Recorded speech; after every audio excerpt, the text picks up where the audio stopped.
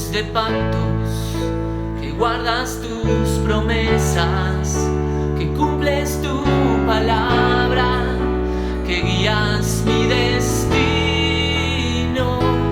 Dios de pactos, confío en tus promesas, descanso en tu palabra, por tu gracia estoy aquí.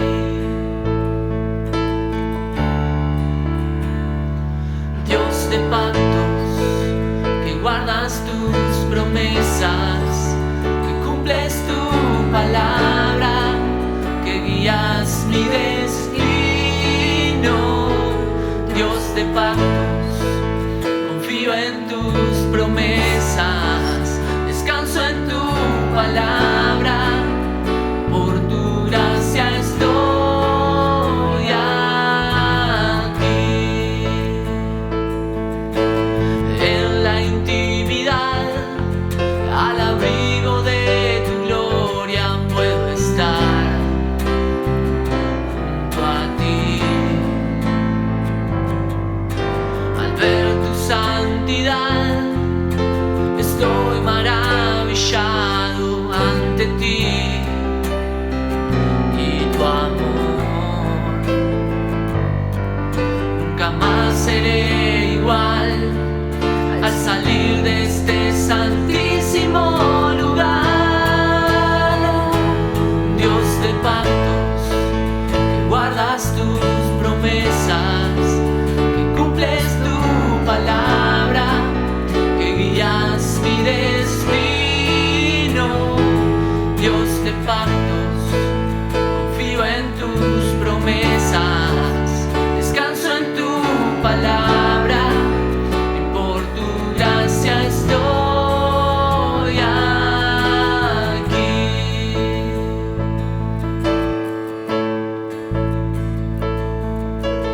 Tengo redención por la sangre que descansa en tu altar.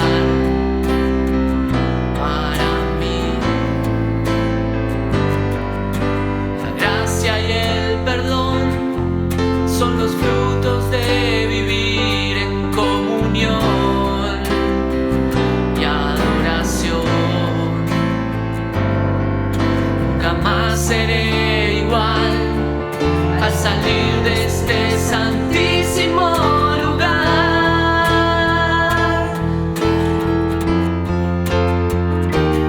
Dios de pactos, que guardas tus promesas, que cumples tu palabra, que guías mi destino. Dios de pactos, confío en tus promesas, descanso en tu palabra, por tu gracia estoy aquí.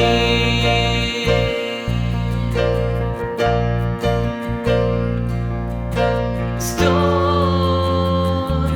aquí.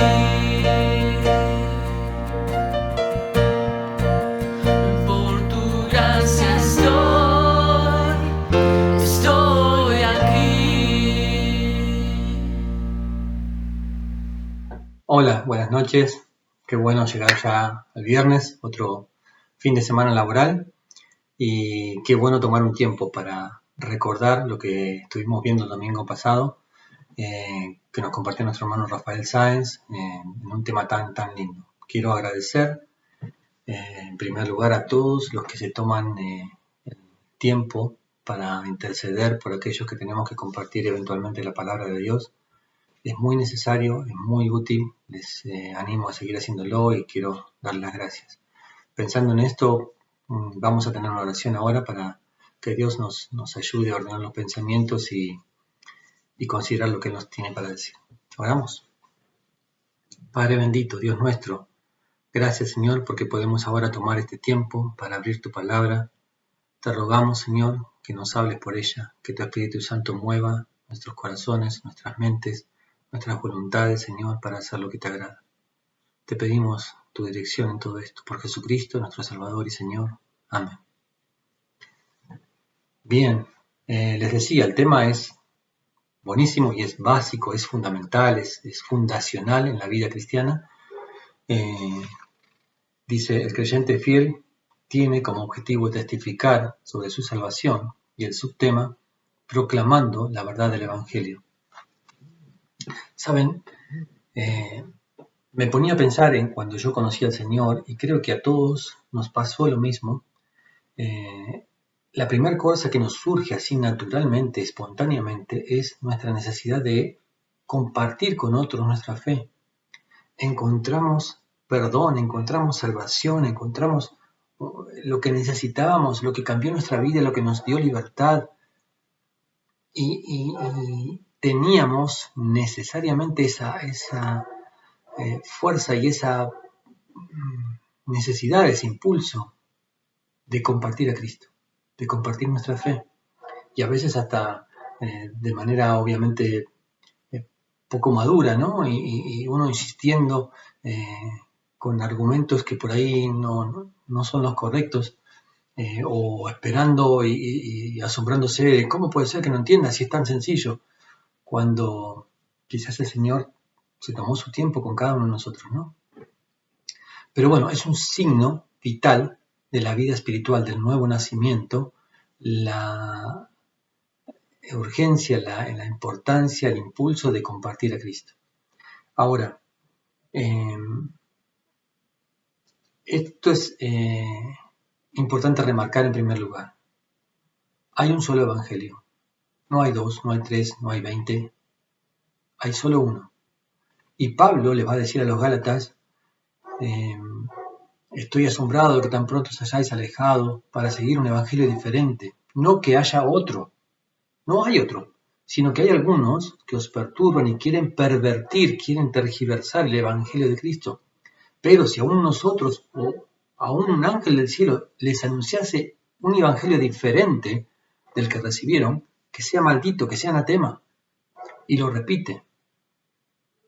Si alguien les anuncia algo diferente, que sea maldito. Porque solo hay un evangelio y porque cualquier otro que tergiversa el verdadero tiene como consecuencia que la persona no se salva, que Dios no es glorificado, que su nombre no es exaltado, que la persona sigue en pecado. Entonces no es evangelio. Ahora, ¿qué es el evangelio verdadero? Bueno, es esa bendita, maravillosa, preciosa noticia de que para usted y para mí, con todas nuestras miserias, con todas nuestras faltas, con todos esos pecados inconfesables, con nuestra mentira, con nuestro orgullo, con nuestra vanidad, con nuestra avaricia, con nuestra lujuria, con nuestros miedos y desobediencias y rebeldías, con todas esas cosas, aún así, puede haber perdón para nosotros. Nosotros mismos, en nuestra visión miope, tergiversada por la tiniebla que produce el pecado, somos conscientes de que cualquier persona con esa cantidad de cosas, con esa carga de cosas, y aún con una sola de esas cosas, merece el castigo de Dios, no merece una eternidad con Dios, no merece la compañía de Dios, merece el juicio. Sin embargo, podemos, y de hecho tenemos, el perdón de Dios. La gracia de Dios nos salvó, nos libró del juicio que nos era justo tener. Esa es una verdad maravillosa, ese es el Evangelio, esa es la gracia de Dios. Y esta verdad es la que necesitamos proclamar. Y hay muchas cosas que podemos pensar en cuanto a por qué proclamarlo. En primer lugar, el Evangelio es fiel, es digno. La Biblia dice, palabra fiel y digna de ser recibida por todos, que Cristo Jesús vino al mundo para salvar a los pecadores, de los cuales yo soy el primero, decía Pablo. Y yo le digo a Pablo, soy yo el primero, y quizás usted le puede decir lo mismo, y cada uno de nosotros, el primero en cuanto al peor, el más grande de los pecadores. Pero el Evangelio tiene esa dignidad, ¿no? del mensaje. que es absolutamente confiable, que no falla, que no admite ningún riesgo, es absolutamente fiel, es fidedigno, es veraz y es digno. Toda persona debe escucharlo, toda persona debe de tomar tiempo para considerarlo, para creerlo, para vivirlo, para compartirlo. Es una verdad absolutamente digna.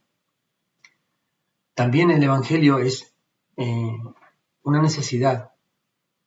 No hay forma de que la persona pueda escapar del juicio de Dios, sino es a través del Evangelio. En este tiempo de pandemia quizás somos más conscientes de la cantidad de personas que pasan a la eternidad día tras día, y la gran mayoría quizás sin conocer a Cristo. Según Tesalonicenses capítulo 1 va a decir que el Señor va a venir con sus ángeles en llama de fuego para dar retribución a los que no conocieron a Dios ni obedecen al Evangelio de nuestro Señor Jesucristo, los cuales sufrirán pena de eterna perdición, excluidos de su presencia, de la gloria de su poder. Pena de eterna perdición significa separación permanente por toda la eternidad de Dios. Significa obscuridad total y absoluta. Significa remordimiento y peso y carga en la conciencia de continuo. Significa dolor. Hay una necesidad urgente de este Evangelio. El Evangelio también es virtuoso en sí mismo. Es eficaz, es glorioso. El Evangelio no tiene riesgos. El Señor Jesús decía, el que oye mi palabra y cree al que me envió, tiene vida eterna. Juan 5:24. El que oye, cualquiera que sea, quien quiera que sea que oye, y cree de la forma correcta, tiene vida eterna. No hay posibilidad de otro resultado si hace estas cosas. Si se arrepiente de corazón, si cree de la manera correcta, tiene vida eterna. Es absolutamente virtuoso y eficaz. El Evangelio es singular 100%, es inigualable, es inimitable, es inalcanzable en sus efectos. Hechos 4:12 nos va a decir, hablando de Jesucristo, en ningún otro hay salvación, porque no hay otro nombre bajo el cielo dado a los hombres en quien podamos ser salvos. Es singular 100%. Solo por Jesucristo podemos tener el perdón de nuestros pecados. Jesucristo mismo decía, yo soy el camino, la verdad, la vida. Nadie viene al Padre si no es por mí. Nadie, absolutamente nadie. Isaías 43:11 nos va a decir, yo el Señor, y fuera de mí no hay quien salve.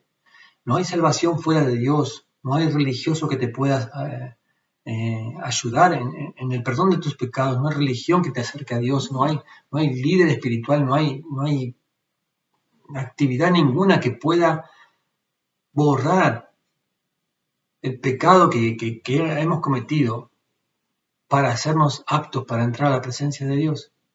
De modo que es absolutamente singular. Es por Cristo o por nadie más. ¿Por qué cosas entonces no compartimos este mensaje? ¿Por qué con el tiempo vamos perdiendo ese celo por compartirlo? ¿Por qué se amengua nuestro fervor? Y hay montones de argumentos, de excusas, de cosas que podemos poner como una excusa para decir no predico por esto o por lo otro. Algunos por vergüenza. ¿Será posible de que el creyente se avergüence del Evangelio, se avergüence de su Salvador? Hay gente que anda por la vida publicando su pecado en redes a cuanta persona quiera leerla o escucharla. Hay personas que buscan que otros les imiten sus pecados y no tienen ninguna vergüenza. Y nosotros nos vamos a avergonzar de nuestro Señor, de nuestro Salvador, de su mensaje. El Señor decía: al que se avergonzara de mí y de mis palabras en esta generación adúltera y pecadora, el Hijo del Hombre se avergonzará también de él cuando venga la gloria de su Padre con los santos ángeles. Marcos capítulo 8. El apóstol Pablo le va a decir a Timoteo: no te avergüences de nuestro Señor Jesucristo. Les leo literal: no te avergüences de dar testimonio de nuestro Señor, ni de mí, preso suyo, sino participa de las aflicciones por el Evangelio, según el poder de Dios.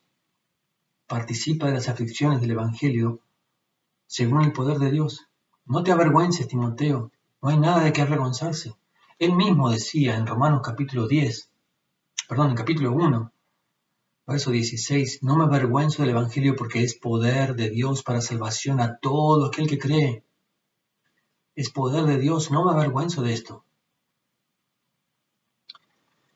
¿Será por temor?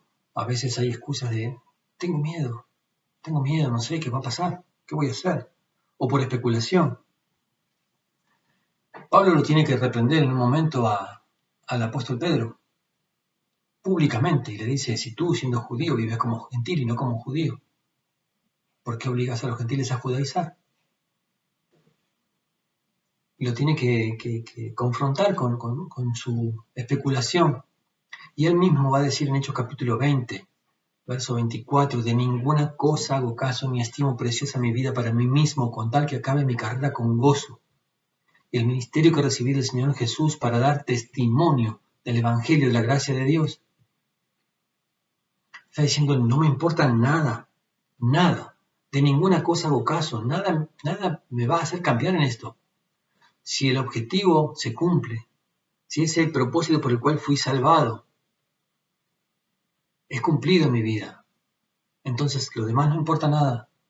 Y fuimos salvados para dar testimonio del Evangelio de la gracia de Dios, para que otros conozcan al Señor.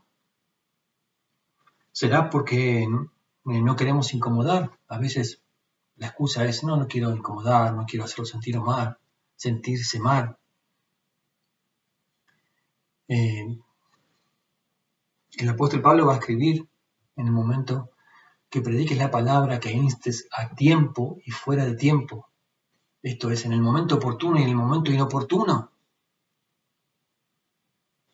Redarguye, reprende, exhorta con toda paciencia y doctrina, porque vendrá tiempo cuando no sufrirán la sana doctrina, no la van a tolerar, y ese tiempo ya llegó, sino que teniendo comezón de oír, les va a molestar escuchar. Se van a amontonar maestros conforme a sus propias concupiscencias, y apartarán de la verdad del oído, no van a querer saber nada, y se volverán a las fábulas. Y Dios nos dice: incomodar. No te preocupes porque el Evangelio incomode. Preocúpate por obedecer al Señor. ¿Será porque somos indiferentes? Tal vez no nos preocupa demasiado lo que pase con el otro. Es su problema. Pablo decía: me hice débil a los débiles para ganar a los débiles. A todos me hice de todo para ganar de todos modos alguno. Ese me hice significa me acerqué a tal persona. Quité las barreras que había, que obstaculizaban que él pueda siquiera disponerse a escuchar. Obviamente, solo Dios es el que abre el oído, el que mueve el corazón a estar atento y a arrepentirse y a creer. Pero debo quitar todas aquellas cosas que pueden ser un obstáculo para que él escuche. Y Pablo buscaba todas las formas, todas las opciones que tenía para predicar. Nosotros hoy no podemos abrir las puertas de este lugar, como decíamos siempre, ¿no?, para que vengan las personas a oír. Pero sí podemos escribir en las redes, podemos poner mensajes en nuestro estado de WhatsApp, podemos hacer montones de cosas para compartir a Cristo. Podemos hacer llamados. Hay montones de actividades que podemos idear, aún en un tiempo de encierro, para compartir nuestra fe. Y también podemos empezar a valorar mucho más las opciones que teníamos en un tiempo no de pandemia, para pasado este tiempo, aprovecharlas de otra forma. Quizás no se predica porque hay una mirada muy terrenal y no celestial, ¿no? La Biblia nos llama a poner la vista en las cosas de arriba, donde está Cristo sentado a la diestra de Dios. Hay una escena muy, muy linda en la película La lista de Schindler. Ever Gallito lo tiene cortado, ese tramo de la película, donde él recibe un anillo de gratitud por todos aquellos que en esa lista que él había confeccionado se habían librado de la muerte, porque él pagó para que ellos no fuesen a la muerte, sino que fuesen a sus fábricas y trabajaran.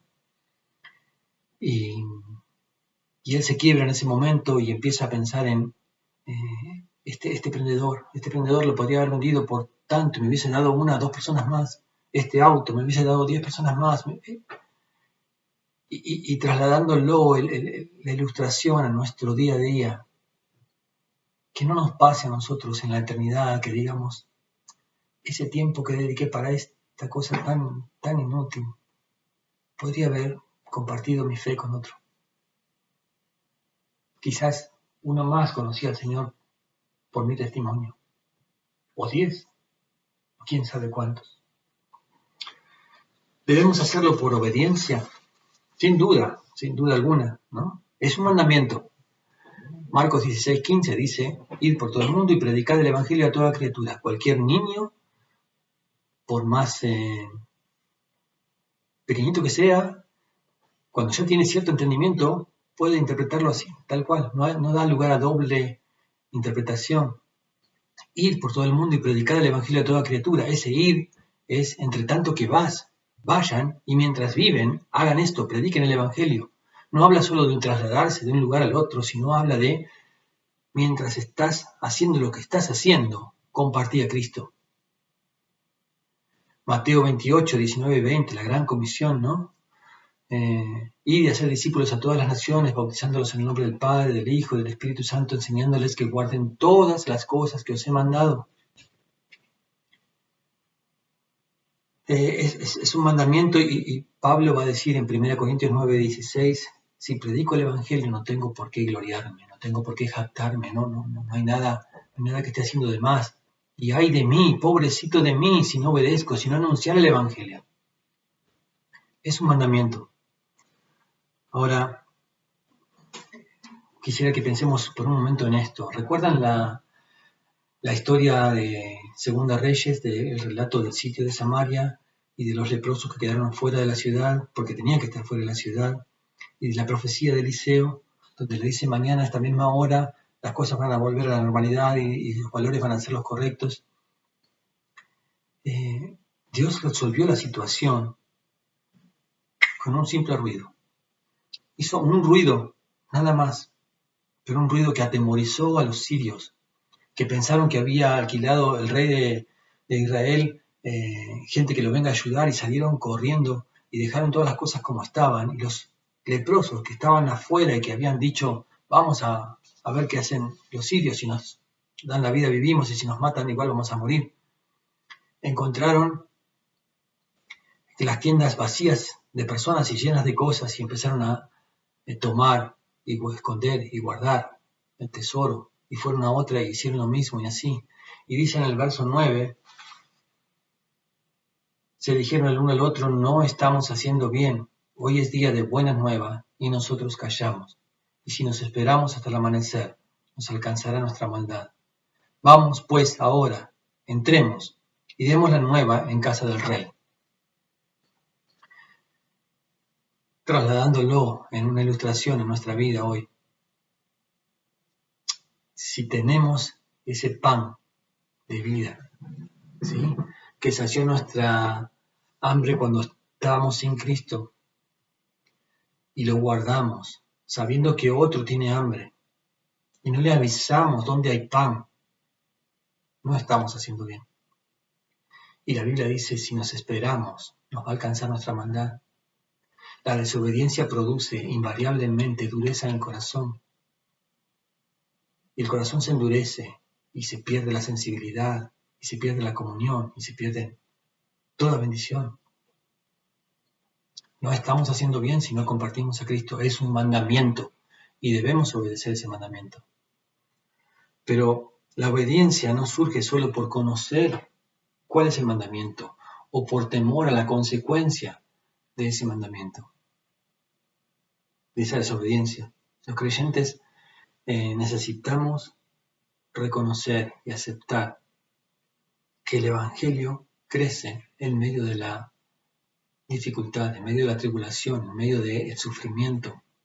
Debemos aceptar eso como una verdad que nos puede tocar, que posiblemente o probablemente nos vaya a tocar, y estar dispuestos a hacerlo por causa del Evangelio. El Señor Jesús decía, en el mundo tendréis aflicción. Él lo anunció, confíen, yo he vencido el mundo. Filipenses 1:29 dice, a vosotros os es concedido a causa de Cristo no solo que creáis en Él, sino que padezcáis por Él. Y según Timoteo va a decir, todos los que quieren vivir piadosamente en Cristo Jesús padecerán persecución. La persecución es algo natural casi en la vida del creyente fiel. Entonces el sufrimiento no es algo que alguien busque, no es algo que alguien vaya por la vida diciendo, quiero sufrir. Pero cuando el sufrimiento se acepta en pro de algo que lo amerita, entonces es loable, es encomiable, es bueno. Un padre se sacrifica por los hijos, una madre se sacrifica por los hijos, un amigo se sacrifica por su amigo, y si tiene que donar un órgano por su amigo, lo hace, aunque no sea nada grato en el sentido físico de dolor, va a producir un sufrimiento. El Señor Jesús dice que por el fruto de la aflicción de su alma quedó satisfecho y menospreció la cruz y el oprobio, que eso significaba. El Señor Jesús aceptó sufrir por darnos a nosotros, a usted y a mí, salvación. Así que no vamos a ser más que nuestro Maestro. Si Él padeció, vamos a padecer.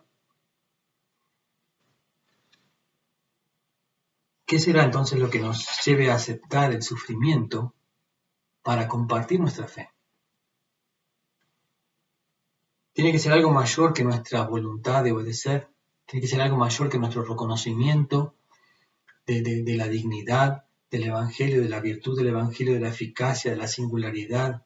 Tiene que ser algo mayor que nuestro deseo de ayudar al otro, de no ser indiferentes, de compartir nuestra fe. Y eso es el amor. Eso es el amor a Dios, eso es el amor a nuestro Salvador. Esa es la primer demanda de parte de Dios. Amarás al Señor tu Dios con todo tu corazón, con toda tu alma, con toda tu fuerza, con toda tu mente. Este es el principal y grande mandamiento. Saben que el amor a Cristo es el que nos hace sufrir y aceptar el sufrimiento y compartir nuestra fe con otros. Deleitarnos en Dios, deleitarnos en lo que Él es para nosotros, en lo que Él nos da, en que todo nos llena, en que todo lo satisface, en que no hay nada que podamos reclamar, nada que nos cause queja. No importa lo que tengamos que pasar. El Señor nos completa en todo. Y ese es el amor que nos va a llevar entonces a soportar lo que sea. ¿Saben? Es la actitud de los 3 valientes de David. ¿Se acuerdan cuando David expresa un deseo en su corazón y dice, ¿quién me diera a beber del agua del pozo de Belén? Y los 3 valientes de su grupo selecto de guerreros van y a riesgo de su vida toman agua de ese pozo y se la traen a él. Esa es la actitud. Eso es lo que necesitamos como hijos de Dios. La voluntad de agradar a nuestro Señor, aunque nos cueste arriesgar la vida. El amor a Cristo va a hacer que nosotros compartamos nuestra fe, proclamemos el Evangelio, seamos fieles en hacer esto. Más allá de reconocer su virtud, de reconocer su dignidad, de reconocer la singularidad de este mensaje, más allá de de todas las cosas, Señor, va a quitar todo lo que nos impide compartir nuestra fe. Todo temor va a ser derribado, toda vergüenza va a ser menospreciada por amor a Cristo. Que el Señor nos ayude a considerarle a Él. Amar a Cristo significa deleitarnos en eso, en lo que Él es, en lo que Él hace por nosotros. Y el amor crece en la medida en que se conoce. No podemos amar lo que no conocemos. Así que cuanto más conocemos al Señor, más crecemos en ese amor. Y al crecer más en ese amor, más deseos hay de agradarle. Entonces compartimos la fe no por obediencia solamente, sino por amor al Señor. Que Él nos ayude a meditar en estas cosas y que tengan un lindo fin de semana y Dios les bendiga en todo.